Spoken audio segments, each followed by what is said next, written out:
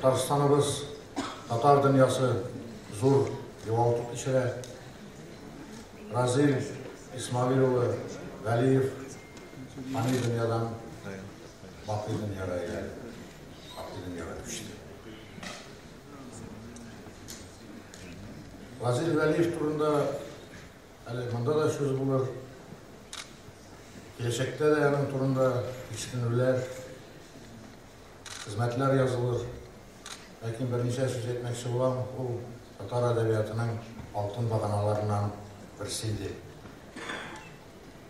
O şair de, prozaik da, dramaturg da, publisist da hem en mühimi o özünden soň kelgen kalem ahillerine çün ustaz idi. Anın bilen her vakit kengäşleşip bulaydı. Hem o özünün tıbbi kengäşlerin kendisi için her vakit özünün kalemdeşlerine de Tatar cemaatçiliğine de jitkire bildi. Respublika cemaatçiliği ağır bayık kişiler.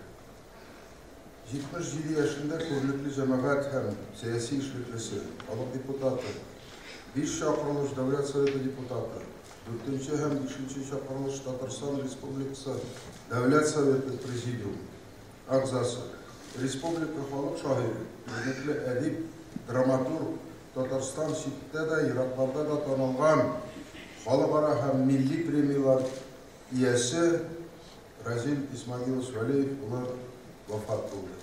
Bir ağır şartta Razil İsmailovичқа merhum bugün indi eytem. Müracaat ettim, Razil, zinhar beni doğan tilimini öğretin. Etiyeniyenin tili, Tatar tili. Bir ağır etmeyim. Söz baylığım yok. Razil İsmailovич'ın kitapların, şiirlerin, Tufan Menurlu'nun kitapların okup kışkırıp, bilmegen sözlerini yazıp alıp, irten Devlet Sovyeti'ne, Yukarı Sovyeti'ne gelip, Razil meni temkireli. Mene bu sözünü tercüme eteli. Bu nerse deyip anlatırlar, niçin getirgen? Mene şuşlay üretti Razil meni doğan dilimini. Benim ömür boyuna onun için rahmetli. Razil ağa turunda o'tgan g'umr deb aytuv bek og'ir. Ana her birimiz ko'pmi yillar negizinde bek aktiv, bulduqli, o'zin her vaqtda da elimizga hem millatimizga xizmat etuv yo'lida ko'rib turdi. Qo'yroqda biz turaydik. Kim u? Shoirmi? Yozuvchimi? Jamiyat ishliklisimi?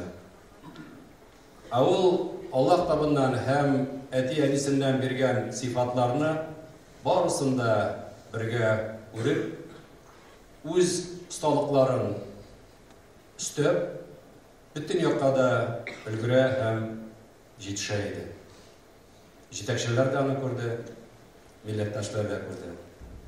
O'z vaqtida yozgan anın turmuş divizionida aylangan so'zlari haqsızlıkni ko'rib yorim, shosham, motorlikni ko'rib izlanam. Ya dunyoni o'zgartam men bugun, ya bo'lmasa o'zim o'zgaram.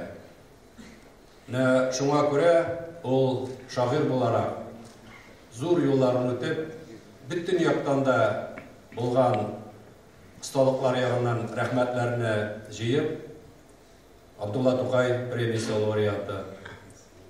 Özümüzün respublikada bo'lgan bütün devlet milletlerini alıp, vaqtdan da halkımız için ko'pmi şiirler, eserler yazıp, kitaplar alışa anı jitkirib, vaqtdan da büyük şahıs olarak, yazuvchi olarak, şair olarak o'zin ko'rsata oldi hem layıklı milletdaşlarının muhabbatini de yo'lladı. Şunda her bir jirlikning o'z yulduzlari var.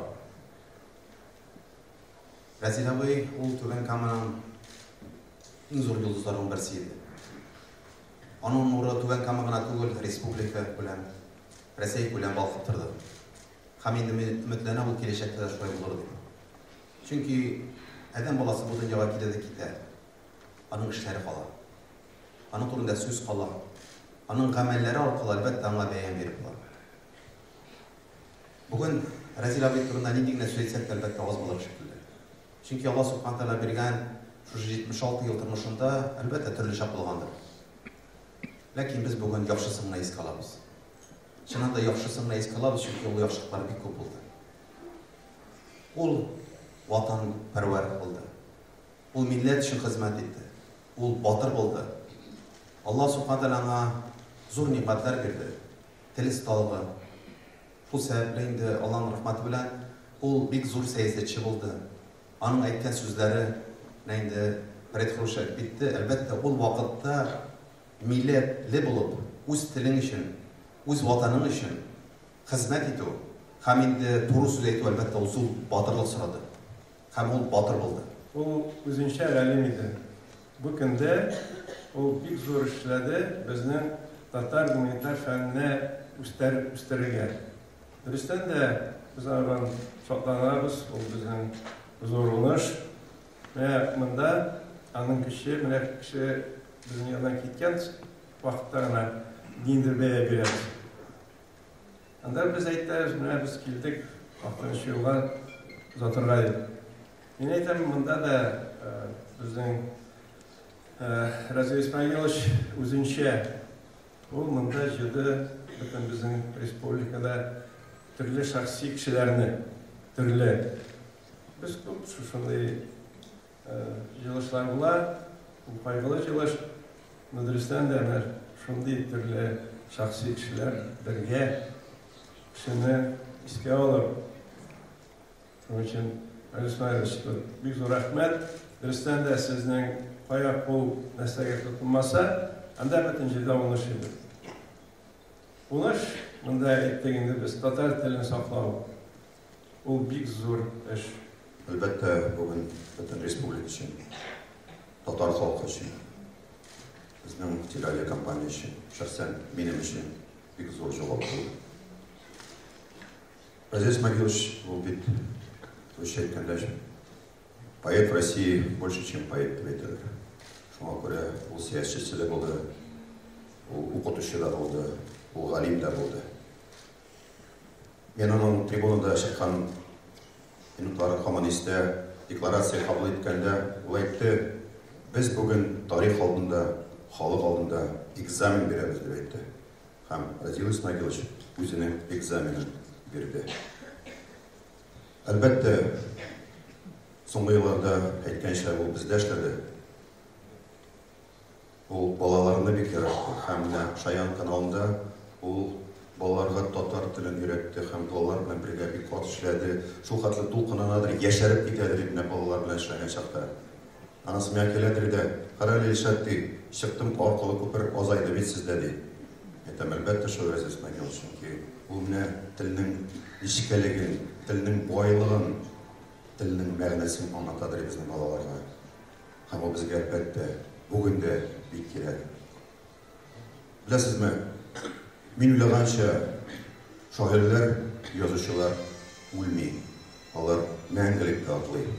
Разил Исмәгыйлович та бүген мәңгелеккә атлады. Ул безнең белән, үзенең шигырьләре белән, үзенең әсәрләре белән килешәчәк, һәм без аны тагын да очратышабыз.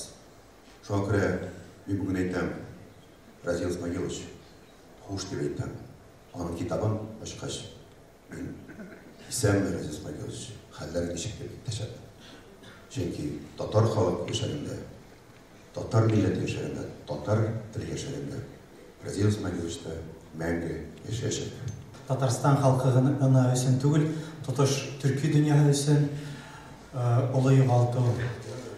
Белүбез, Разил агай үзенең иҗаты менән, тормыш кредоһы менән, халыктарга булган мөнәсәбәте менән Татарстан өчен генә түгел, бик күп төрки халыктарына якын һәм газиз кеше.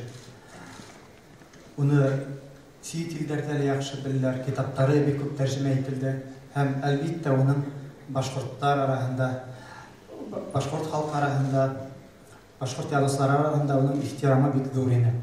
Бүгенге көндә мин Башкортстанның дәүләт йыелышы Курултай рәисе Константин Борисович Толкачевтың кайгы уртаклашуын җиткерәм. Ул кисәге Татарстан Дәүләт Советына телеграммалар юллагайны. һәм Башкортстан язучылары исеннән олы кайгыда уртаклашам. Олы йөрәкле шәхесине бер касан да уның авызыннан насар һүзләр ишетергә туры килмәде. Гел матур һүзләр белән кешеләргә канат куярга тырышты. Бұл әлбиттә уның олы йөрәкле шәхес булуы турында һөйләй һәм ул бигрәк тә үз халкын яратты. Татар халкының бик лайыклы улы. Тыныс юклы Разил агай, Башкортстанга бик якынһыгыз. Менә һуңгы елларда күпме шәхестәрне югалтабыз. Ул Татарстан өчен генә түгел, безнең Башкортстан өчен дә бик кайгылы. Bundan берничә ел яраткан шагыйрыбыз Роберт Миңнуллинды һуңгы елга озатак. Бүген менә шул ук быуындың күренекле вәкиле, татар әдәбиятының алтын баганаларының бере Разил Вәлиевте һуңгы елга озатабыз. Бұл әлбиттә безнең әдәбиятыбыз, безнең рухи дөньябыз өчен дә зур югалту. Барысы өчен дә рәхмәт сезгә, Разил агай. Тыныс йоклады. Яшь ягыннан абый, мин булсам да, бу дөньяда акыл белән абый син идең дип эндәшкән бүген Разилгә. Чынлап да ул үзенең эшләре белән, милләткә хезмәт итүдәге талантлары белән, үзенең bütün илләрдә, хәтта bütün дөньяга татар халкының вәкиллеге әгәр була калса, аның вәкиле күренергә лаек матур кеше иде. Biz onunla сөйләшкәндә еш кына әлеге Тукайның шигырьләрен әйтәр идек, сөйләшәр идек. Көч белән гүзәллекне бергә җыйган кебек, ул иде өстен вә кул җитмәс кеше, йолдыз кебек. Бүгенге ул яраткан сүзләрне Разил дустыбыз сиңа җибәрәсе килә. بسم الله الرحمن الرحيم الحمد لله رب العالمين الرحمن الرحيم مالك يوم الدين إياك نعبد وإياك نستعين اهدنا الصراط المستقيم صراط الذين أنعمت عليهم غير المغضوب عليهم ولا الضالين. Ya Rabbi, bizimle lisanlarına emekli Kur'an ayetlerimizle şu şaşırtıcı zaldalıklar arasından Kur'an ayetleri kavmisalar, Kur'an ayetlerin şu zalda olmasın, başka yerlerde olmasın bir bizimle lisanlarına emekli Mahkum İsmail ve Razi'nin ruhuna dua olsun diye bu Kur'an ayetlerine etken tahlillerini, Yasin ve tebareklerine barcha halda kimchiliklarimizni mahv qilib, o'zingning fazl rahmating bilan bizlardan qabul etib olsang edi. Anda bo'lgan ajr savoblarni marhum İsmail Arazi'nin ruhuna dua etib, jamoatidan, bolalaridan, onoqlaridan, tug'anlaridan, birga ishlagan yurtdoshlaridan, iskolovchilarimizdan bo'lak etib ruhlarini shod qilsang edi. Dillarimizga, ko'ngillarimizga sabr berib, o'zingga rizo bo'lib etib nasib qilsang edi. Ortiq so'zlarimizda la ilaha illalloh Orana Reşen'den de basalım. Rabbana